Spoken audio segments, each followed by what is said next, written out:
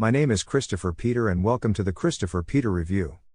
I am the political economist, investor, and podcaster behind the original content on the Christopher Peter Review, where I aim to find ideas that can create the greatest amount of good for the greatest number of people. Every third Monday in January, America remembers civil rights icon Dr. Martin Luther King as a reminder of both the progress we have made in our push towards equality and past racial discrimination. While there are always opportunities for improvement or issues in the moment that need to be addressed, we should not overlook progress and lost perspectives. In this podcast episode, I am going to discuss our current debate around diversity, focusing on what are the real opportunities and what are radical distractions that will only generate more barriers and inequality. Let us begin another episode of the Christopher Peter Review. America is a nation built for the people, of the people, and by the people. So it only is right that all its people have the ability and responsibility to maintain our standing in the world and contribute to our greatness. All American citizens deserve the right to fairly compete for their version of the American dream and be able to write their own success story. In our past, America did not always practice what we preached. Inalienable rights were not so much when it came to one's race, gender, or religion. That was wrong and actually did great harm to society, not just from a social perspective, but also an economic one. In past content, Economic Case for Equality, which I will be sharing on my blog, I discussed how discrimination limits the potential for our economy. When we have people living in our society legally and are not allowed to contribute to our economy, but are able to be dependents on society, it is not good for America.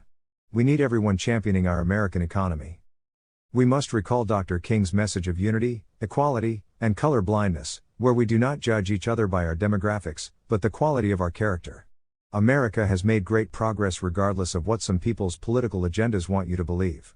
More Americans understand that our diversity is something of a strength and a principle that we should value. Because diversity allows you to truly ensure that you have access to the best and brightest in the world. And you should want to be able to serve every possible customer that can reasonably afford you products or services. Are we past racial discrimination or other forms of hate? Obviously not. We are seeing anti-Semitism breaking out across the nation, following the tragic terrorist attacks suffered by Israel on October 7. Especially among the self-described woke segments of our society, where these individuals are supporting terrorists and hate against Jews. Hate is condemnable and not appropriate for a civilized society. It is something that we cannot realistically believe will ever be completely eradicated. Rather, we need it to be significantly reduced. The recent flame-up of hate has really exposed that our society did not have a realistic perspective on the issue. For too long the narrative around hate centered on white supremacy, while ignoring hate committed by minorities against other groups. There were excuses offered to downplay real hate shown by minority groups against whites and others. For instance, we must remember the Asian hate instances were not completely an issue of white supremacists, rather too frequently actions done by Black Americans against Asian Americans. Despite the flare-up, I do believe that America is not losing ground in this fight, but we must update our thinking and stop believing that maintaining a high level of racial tension and sensitivity is the way to go. Rather, we need to lower the temperature and find ways to address issues when they occur without the hysteria. Part of avoiding the hysteria is to stop assuming every white person is a racist and that every situation has ill racial intent behind it without direct proof. I have talked about this many times before in the past that we continue to try to fight hate with hate to our own detriment. In fact, the assumption of racism without proof or context is in itself racist. It is no different than a person placing the assumption of danger on a Black American without any reason or context. For political purposes, the narrative on the issue of discrimination is maintained myopically on the white supremacy angle, and now there is no denying that this approach is flawed and incomplete. What can we do better? What can we do to actually achieve the unity that Dr. King spoke about? How do we build upon the progress already made? I think we need to continue to remove biases and include all forms of bias. While there are those people in society that want demographics to be at the forefront of every decision, we need to actually move towards a more color-blind society in many ways, while still trying to ensure that issues holding groups back are adequately addressed, not just subsidized. So, how can society embrace diversity without accepting the flawed overuse of equity in the process? We need to accept that America and the world should be a meritocracy, not a society of selected winners. People should not be afforded economic rewards or be precluded from them due to demographics. Rather, their effort, skill development, and ingenuity should be the deciding factors. I am not in favor of using quotas because I do not think they are helpful. Not in favor of blatantly helping one group in a demonstratively greater manner than what would generally be available to all people. I do think there is a place for the equity argument in certain aspects. But I tend to lean more towards equality because I do not believe that you are really creating equal standing when one side is so subsidized or prioritized. I also believe that people of all backgrounds have great ability to champion their success and overcome the odds, which can be unique at the individual level. As a biracial American, neither of my background being white, I never wanted the stigma that I needed preferential treatment to achieve success or needed the standards lowered or bent for me to prove that I belong. Not aligned with my values and principles. Now, I do think that society can help remove barriers like funding gaps or lack of access in appropriate manners without handouts but using hand-ups.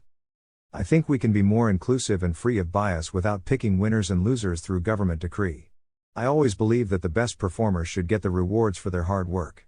But I do believe that we can ensure that the spotlight is broad enough to not leave out good performers.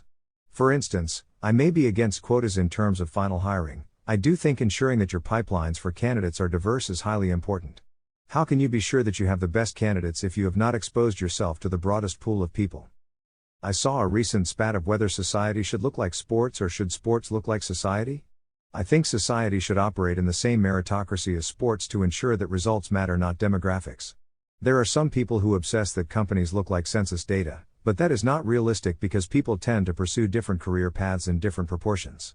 I think it is more important to ensure that you have an inclusive and diverse process to guarantee that the best candidates truly get the job.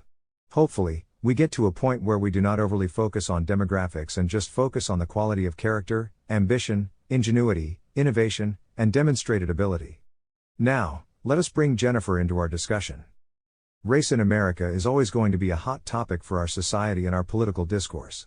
It is an issue that drives an emotional response towards a desired position, making it a powerful issue. I think we are seeing the issue break out of the carefully constructed box that the left wanted to maintain. There is the narrative that conservatives and Republicans are inherently racist. Whites are default racist unless they prove otherwise. And educated elites are not racist. Now, that narrative is really destroyed in an interesting manner. So much so that there was an argument questioning Pennsylvania Senator John Fetterman's progressive credentials because he surprisingly gave reasoned counters to the radical positions put forth during the whole anti-Semitic situations plaguing our communities and many notable institutions of higher learning. I think he has made some good points. And in regard to the high-profile institutions that are now replacing their presidents, Penn and Harvard, two Ivy League giants. The University of Pennsylvania being an excellent business school and medical school. Harvard being the most prestigious and recognized American university.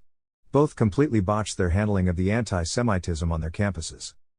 Preferring to take a hands-off approach when we know that there are many other issues that they would not have taken such an approach. I think the free speech argument is used too conveniently and not consistently. For instance, if these were student groups complaining about the legitimacy of the vaccines, I am not sure they would be afforded the same protections they are benefiting from now.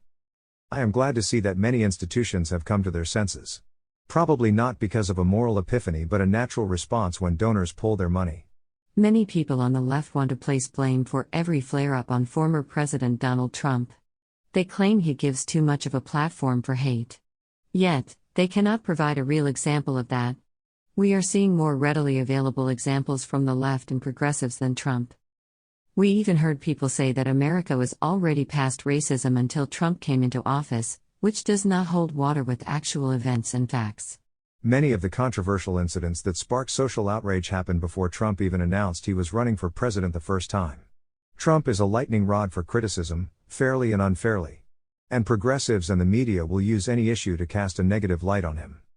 Many of the controversial statements attributed to Trump are disinformation, being that the clips were cut to make it appear that he said one thing when the context of the whole statement does not support the accusation. I think we need to consider the impact of the media and those on the political left of trying to frame every incident as a hate event, when the facts do not lead to that conclusion. Not every incident between two different races is a hate crime. But that is the conclusion jumped to before the facts are known. The media wants to make it appear that hate only is a result of white supremacy. But we know that there is enough evidence that hate is multidirectional. The events that occurred following the COVID outbreak where Asian Americans were unfairly and wrongly attacked and blamed for the pandemic were not exclusively committed by white supremacists. But that was the narrative. Incidents like the New York City subway incidents involving minorities were hushed once the media got an actual look.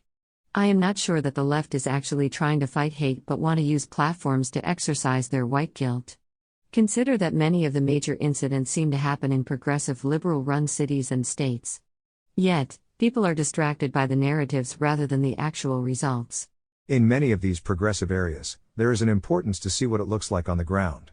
In Philadelphia, we see mayor after mayor flaunt obedience to the progressive liberal agenda and ideology, but the city is not really safe for anybody, especially minorities. Many blacks are living in crime-ridden areas that continue to struggle with generational poverty. What has been the only solution? Gentrification primarily. The whole progressive approach to law enforcement has made the city unsafe. And this is not only a Philly problem. It is the same in New York City. How safe do you feel walking around any progressive city nowadays? I do think progressive politics does lead to regression towards issues like racial tension, crime, and social decline. There is a reason why people continue to flee blue states. Because progressive obsess about problems that are exaggerated and cannot handle the actual problems that exist. Then the problems they initially exaggerated resurface. Back to hate being multidirectional. Would you rather be a victim of racism or be falsely accused of being racist? Either way, you are being a victim of racism. That is hate either way. Can we elevate our perspective to reject all forms of discriminatory views? I find that some Black Americans I know feel way too comfortable making anti-white or anti-Asian comments than they should. Especially since they would be the first ones taking offense if the same statements they say about them were said about blacks or themselves. The rules for thee but not for me approach does not work. I generally try to take the approach that if I would be mad if someone said something to me or did something to me, then I probably should not say or do it. We need to stop perpetuating stereotypes and following stereotypes.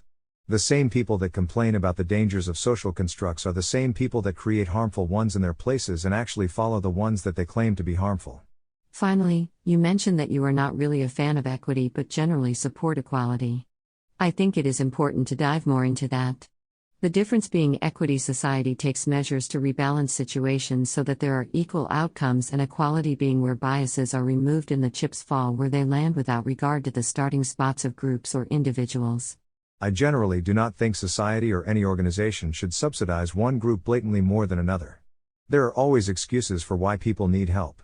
If you truly believe in fairness, then you should understand that those actions could also perpetuate greater unfairness. Society can reasonably remove barriers that create unfair outcomes. For instance, there is no denying that when it comes to preparedness for paying for college, blacks will more likely need help than white Americans. Society should provide programs to ensure that every person who is equally qualified for college can access loans or grants. Now, I also think that these programs should be inclusive for all people that meet the income criteria. Because the main beneficiaries will be the impacted population, but you can help those who face the same challenges and adversity regardless of demographics. There was a program by a large health system in New York that expanded access to health care by removing referral requirements to Black Americans, which was determined to be an impediment to access care. Would it not make sense to just remove the referral requirement in general if it is an impediment to access regardless of race? I do think it is helpful to relook at how things are done to make sure that we are being as inclusive and fair across the board. We should always be open to making sure that people are not structurally barred when they deserve to have the same opportunity to compete. In closing, this is a topic that is important, but understandably makes people uncomfortable, which is not completely a bad thing. I think the most important aspect is that we treat others with the same consideration and respect that we would like to receive and enjoy.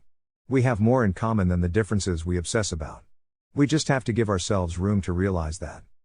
A big thank you to all of you in the audience. Your viewership is appreciated and valued.